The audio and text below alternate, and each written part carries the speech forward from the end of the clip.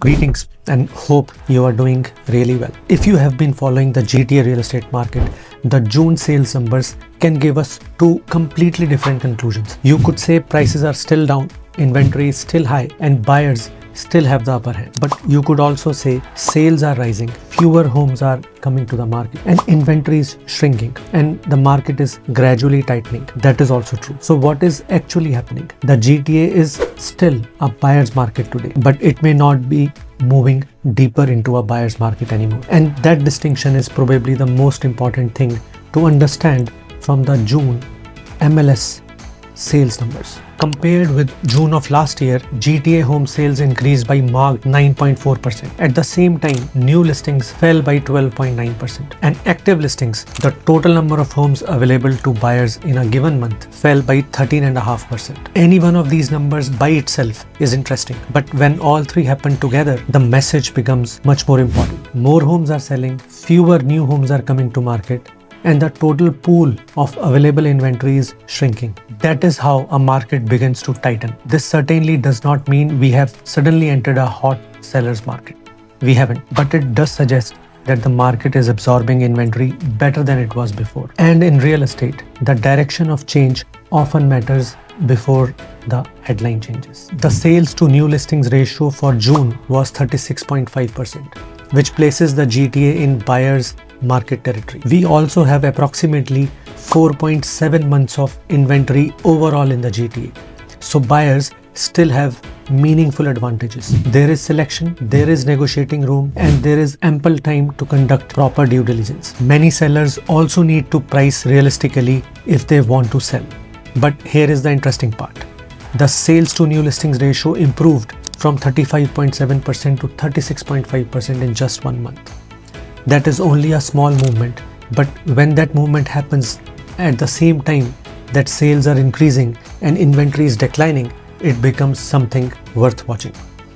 The market is still favorable to buyers and trying to move towards a balance. The question is whether this maximum buyer leverage or some of that leverage has already started to slowly reduce. Now let us look at prices, because this is where the story becomes even more interesting. The GTA average sale price in June 2026 was approximately 1059k. Compared with June of last year, prices were still down by 3.9%. So clearly, we cannot say that prices have fully recovered. But look at the shorter term trend. The average price reached approximately 973k in January. By May, it had recovered to about 1070k. And in June, it remained at approximately 1059k. That means prices are about 8.8% above the January low, while sitting only about 1% below the May level. Year over year, prices are still lower.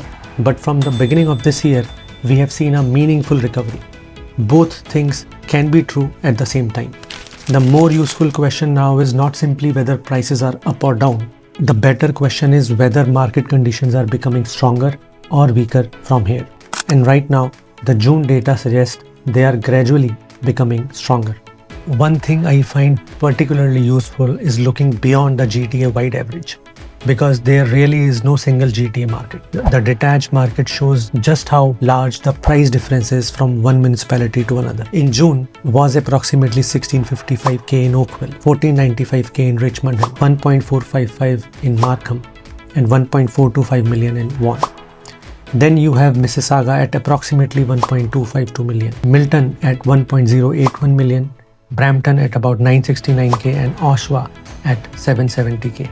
The GTA-wide median was about 1185k. This tells you something very important. If you are a buyer, a change in geography can still change your purchasing power dramatically. The same broad budget can mean very different homes depending on where you choose to live. And for sellers, it is equally important.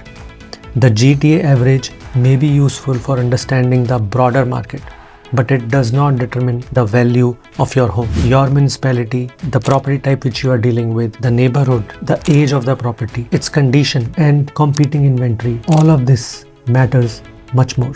The condo market tells a similar story. The GTA-wide median condo apartment price was approximately 545k, but Burlington was around 614k, Toronto Central about 585k, Markham at 578k, Oakville at 561k, and Mississauga at approximately 499k, and Brampton 415k. Again, these are not small differences. This is why I think buyers should sometimes think beyond simply asking which city do I want to live in. A better question can be, what does my budget buy me across different GTA markets? Sometimes moving 15 to 20 kilometers can completely change the type of opportunity available to you. So what is my main takeaway from the June market update? The GTA is not back to a hot market. Buyers still have leverage, prices are still below last year, and sellers still need to be realistic. But underneath those headlines, something has changed.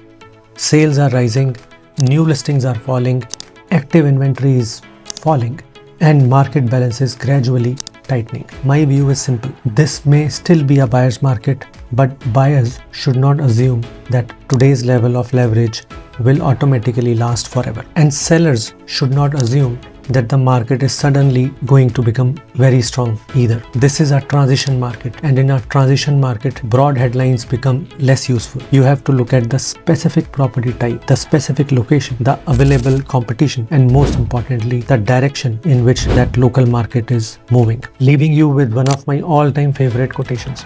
There are no traffic jams along the extra mile. Wish you a superb weekend ahead. Take good care. Bye.